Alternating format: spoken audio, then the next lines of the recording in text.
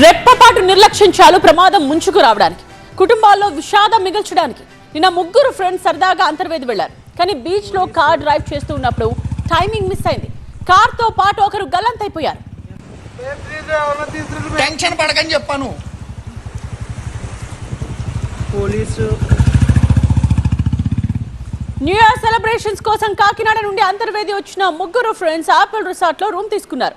Full గా party enjoy చేశారు. ఆ తర్వాత ముగ్గురులో ఇద్దరు బీచ్ లో జాలీగా రైడ్ కోసం కార్ తీశారు. థార్ కార్ లో బీచ్ ఒడ్డుకు వెళ్లారు. కాసేపు అలల్ని తాగుతూ డ్రైవింగ్ బాగానే సాగింది. అయితే గోదావరి నది సముద్రంలో కలిసే అన్నా చెల్లెల గట్టు దగ్గర మలుపు ఉంటుందనే విషయం వీళ్ళకు తెలియకపోవడంతో అక్కడికి వచ్చాక కార్ నేరుగా నీళ్లలోకి వెళ్ళిపోయింది. ఇది గమనించి ఆ కార్లో ఉన్న ఒక యువకుడు కార్లోంచి దూకి బయటపడ్డాడు. కానీ మరో యువకుడు ఆ వెహికల్ తో పాటు గల్లంతైపోయాడు. టెన్షన్ పడకని చెప్పాను.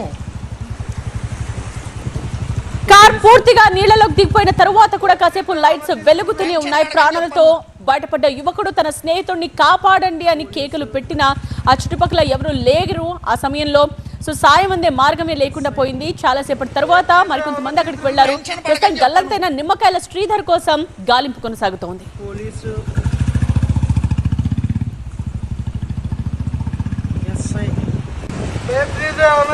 టెన్షన్ పడకని చెప్పాను. ఇక ఈ ముగ్గురు ఫ్రెండ్స్ లాగా ఎంజాయ్ చేద్దామని బీచ్ కి మరికొందరు కూడా వెళ్లారు. వాళ్లను దాటుకుని వెళ్లిన జీప్ తిరిగి రాకపోవడంతో అనుమానం వచ్చి అక్కడికి వెళ్లి చూశారు కొందరు వ్యక్తులు. అప్పుడు జీప్ సముద్రంలోకి వెళ్లిపోయిన విషయం తెలిసిందే. ఈ ఘటనపై ప్రత్యక్ష సాక్షి ఏం చెప్పారో చూద్దాం. ఇయర్ లాగే ఇయర్ కూడా మేము న్యూ ఇయర్ సెలబ్రేషన్స్ కేక్తో స్టార్ట్ చేసి కటింగ్ అయిపోయింది. తర్వాత ఫ్రెండ్స్తో కలిసి బీచ్కి అయితే స్టార్ట్ అయ్యామన్నమాట. బీచ్కి వచ్చి మేము సెల్ఫీలు అయితే తీసుకున్నాము. మా వెనకాల ఒక కారు హెడ్ లైట్స్ కనిపిస్తున్నాయి చూడండి. అదే కారు మా ఎదురుని స్పీడ్గా పాస్ అయ్యి వెళ్ళింది.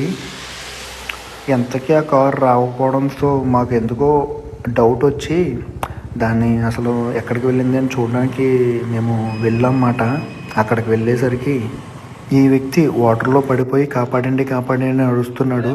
మేము వెళ్ళి అతన్ని బయటికి లాక్కొచ్చిన తర్వాత వీడియో ఇది బయటికి లాక్కొచ్చి అక్కడ వదిలితే మళ్ళీ ఆయన నడవలేని పరిస్థితిలో ఆ విధంగా అయిపోయాడు. తర్వాత తెలిసింది ఏంటంటే మీకు బ్యాక్ సైడ్ కనిపిస్తున్న లైటింగ్ ఏదైతే ఉందో అది ఆ కార్ అందులోకి డెప్త్కి వెళ్ళిపోయింది, నదిలోకి, అన్న చెల్లెలు గట్టు దగ్గర.